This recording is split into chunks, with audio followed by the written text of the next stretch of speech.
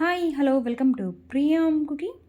ఈరోజు పుట్నాల పప్పులతో బర్ఫీ చేయబోతున్నానండి. ఎటువంటి ఆయిల్ కానీ గీ కానీ లేకపోకుండా అప్పటికప్పుడు ఇన్స్టెంట్గా కేవలం 5 మినిట్స్లో ఈ స్వీట్ని మనం ప్రిపేర్ చేసేసుకోవచ్చు. ఆయిల్ కానీ గీ కానీ లేకోకుండా. సో ఆలస్యం చేయకుండా ఎంతో టేస్టీగా ఎంతో సాఫ్ట్గా ఉండే బర్ఫీని ఎలా ప్రిపేర్ చేసేసుకోవాలో మనం ఇప్పుడు చూసేద్దాం. ముందుగా ఒక మిక్సీ జార్ తీసుకొని ఇందులోకి 1.5 కప్పు వరకు పుట్నాల పప్పులు తీసుకుంటున్నాను. ఇవి డైరెక్ట్గానే తీసుకుంటున్నానండి. వీటిని వేయించలేదు, డైరెక్ట్గానే 1.5 కప్పు వరకు పుట్నాల పప్పుని తీసుకుంటున్నాను.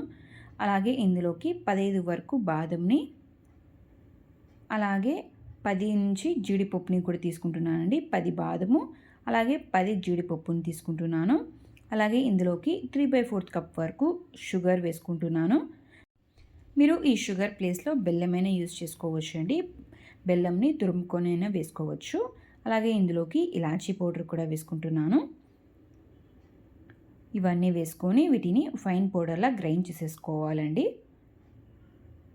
ఇక్కడ నేను ఈ స్వీట్ని షుగర్తో ప్రిపేర్ చేస్తున్నాను. మీరు ఈ షుగర్ ప్లేస్లో బెల్లమైనా వేసుకొని ఈ బర్ఫీని ప్రిపేర్ చేసేసుకోవచ్చు. చూసారు కదండి, ఇలా ఫైన్ పౌడర్లా గ్రైండ్ చేసేసుకోవాలి. ఇలా గ్రైండ్ చేసుకున్న పుట్నాల పప్పుల్ని వీటిని అంతా ఒక బౌల్లో తీసేసుకుందాం. కేవలం 5 మినిట్స్లో ఈ బర్ఫీని మనం ప్రిపేర్ చేసేసుకోవచ్చు అండి. ఇలా గ్రైండ్ చేసుకున్న వాటిని ఒక బౌల్లో తీసేసుకున్న తర్వాత ఒకసారి అంతా బాగా మిక్స్ చేసేసుకోవాలి. ఎక్కడైనా ఉంటలు ఉంటే ఇలా చేతితో బాగా స్మాష్ చేసేసుకోవాలండి. ఇలా అంతా బాగా మిక్స్ చేసుకున్న తర్వాత ఇందులోకి 1/4 కప్ వరకు మిల్క్ వేసుకుంటున్నానండి.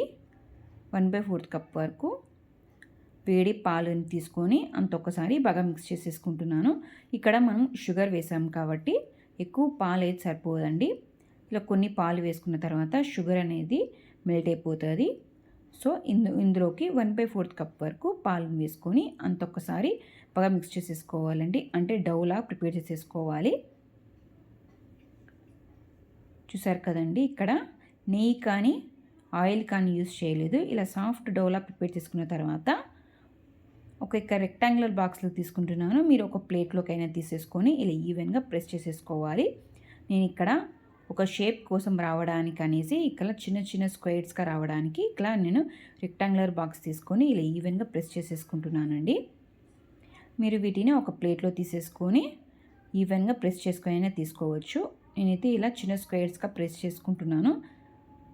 చూసారు కదండి, ఇలా ఈవెన్గా ప్రెస్ చేసుకున్న తర్వాత ఇందులోకి చిన్నగా కట్ చేసి పెట్టుకున్న బాదంని, పిస్తాని, జీడిపప్పుని ఇలా చిన్నగా కట్ చేసుకొని తీసుకుంటున్నాను.